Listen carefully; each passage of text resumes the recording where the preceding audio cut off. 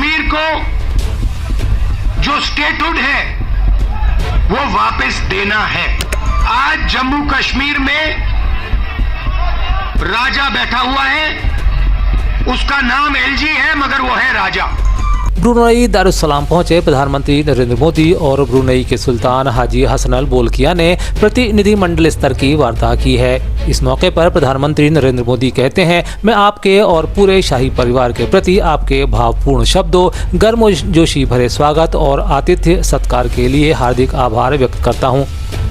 मैं 140 करोड़ भारतीयों की ओर से स्वतंत्रता की 40वीं वर्षगांठ पर आपको और ब्रुनई के लोगों को शुभकामनाएं देता हूँ।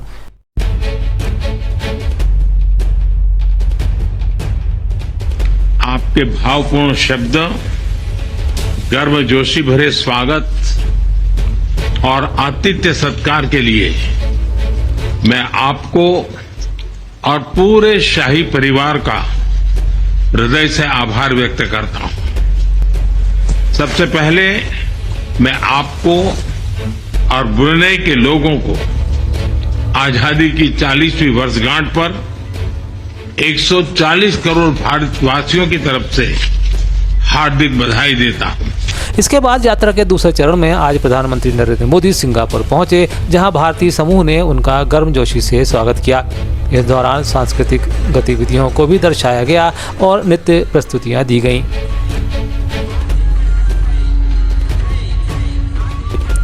जम्मू कश्मीर चुनाव को लेकर स्थानीय लोगों के बीच पहुंचे विपक्ष के नेता राहुल गांधी ने जनसभा के दौरान कई अहम घोषणाएं की हैं।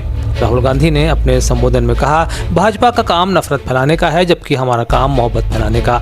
इस दौरान राहुल गांधी ने घोषणा की कि गठबंधन की सरकार प्रदेश की सरकारी रिक्तियों को भरने और आयु सीमा को 40 साल करने का काम करेगी। साथ ही उन्होंने दैनिक वेतन भोगियों को नियमित और स्थायी करने की घोषणा भी की। इस दौरान नेता विपक्ष भाजपा पर निशाना साधते हुए कहते हैं कि संसद में मुझे कहा गया है कि मैं अदानी और अंबानी का नाम नहीं ले सकता, लेकिन सबको पता है पूरी की पूरी सरकार इन 2 अरबपतियों के लिए चलाई जा रही है। इन अरबपतियों के लिए आपके राज्य का जो दर्जा छीना गया है उसे वापस दिलाने का काम भी उनका होगा। बना, छत्तीसगढ़ बना, उत्तराखंड बना, अरुणाचल को स्टेट बनाया गया, मगर पहली बार हिंदुस्तान के किसी स्टेट को रद्द करके लोगों का जो हक है वो छीना गया। पहली बार हुआ है। ऐसे हिंदुस्तान के इतिहास में, मॉडर्न इंडिया में यह काम पहले कभी नहीं किया गया।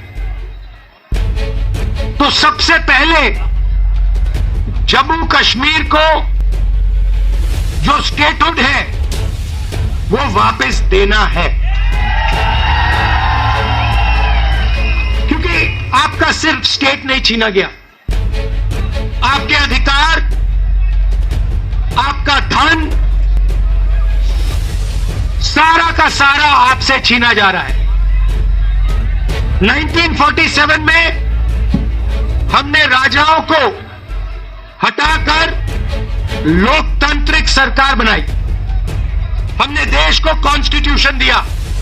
आपने इस चुनाव में देखा होगा, पहले नरेंद्र मोदी जी छाती फैला के आते थे, अब नरेंद्र मोदी जी ऐसे आते हैं।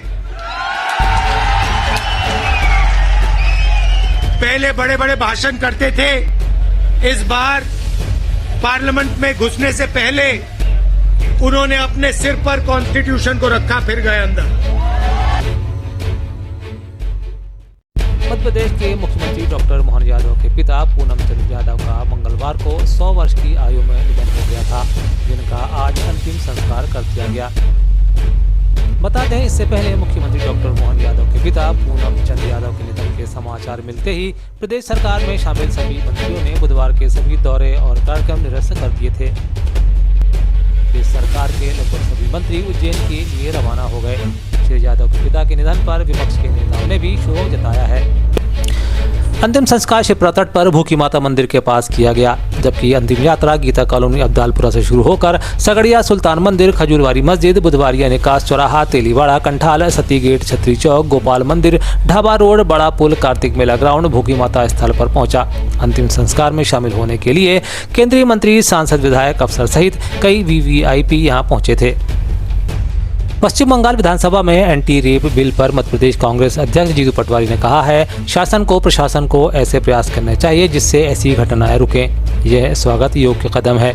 इस दौरान वे कहते हैं कि शिवराज सिंह चौहान और झूठ एक दूसरे के पर्याय हैं। 2017 में कानून जरूर आया था, लेकिन मध्य प्रदेश में 17 रेप हर दिन होते हैं।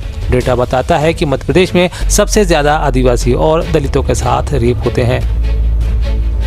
कर रहा है एक्चुअल केस है। शिवराज सिंह चौहान और झूठ एक दूसरे के पर्याय हैं हमेशा। जरूर ये 17 में कानून आया था, पर उसके बाद भी 17 रेप हर दिन होते हैं मध्य प्रदेश में। ये जरूर आया था। एनसीआरबी के आंकड़े बताते हैं कि मध्य प्रदेश में सबसे ज्यादा अगर आदिवासी और दलितों पे रेप के केस होते हैं तो देश में नंबर 1 है।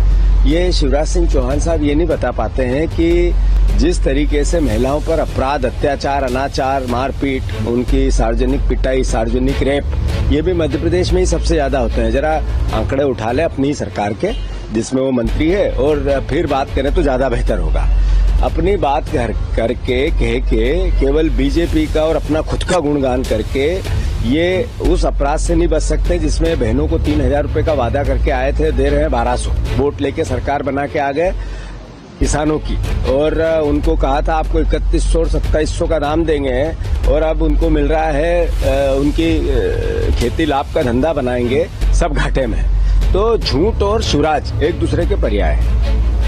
भोपाल के सरोजिनी नायडू शासकीय कन्या उच्चतर माध्यमिक विद्यालय में बुधवार सुबह छात्राओं के स्कूल प्रबंधन के खिलाफ प्रदर्शन शुरू कर दिया।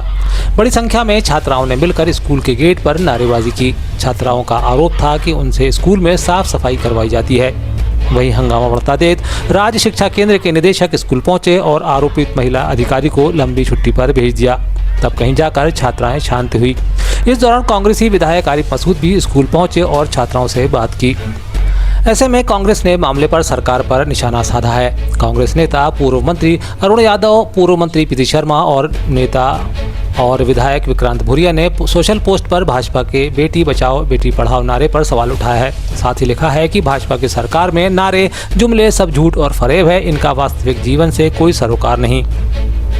प्रदेश में नकली दवाओं का कारोबार कितना विकराल रूप लेता जा रहा है, इसका उदाहरण वह पत्र है जिसे इंदौर के एक डॉक्टर द्वारा लिखा गया है। इस पत्र में लाइफ सेविंग ड्रग पर सवाल उठाते हुए जब इनकी जांच कराई गई तब सभी नकली निकले हैं। ऐसे में इन पर सवाल उठना लाजमी है। सवाल यह भी है कि ऑपरेशन थिएटर में लाइफ सेविंग दवाएं ही जब नकली पहुंच रही हैं तो फिर पेशेंट किसके भरोसे है। मामले की जानकारी हॉस्पिटल ने स्वास्थ्य विभाग को दी और दवाओं के इस्तेमाल पर रोक लगाने के लिए सरकार ने आदेश भी दे दिए हैं, जिसका साफ मतलब है कि सरकार ने मान लिया है कि ड्रग नकली है। अब इस पर कांग्रेस के विधायक विक्रांत भूरिया ने भी सवाल उठाया है।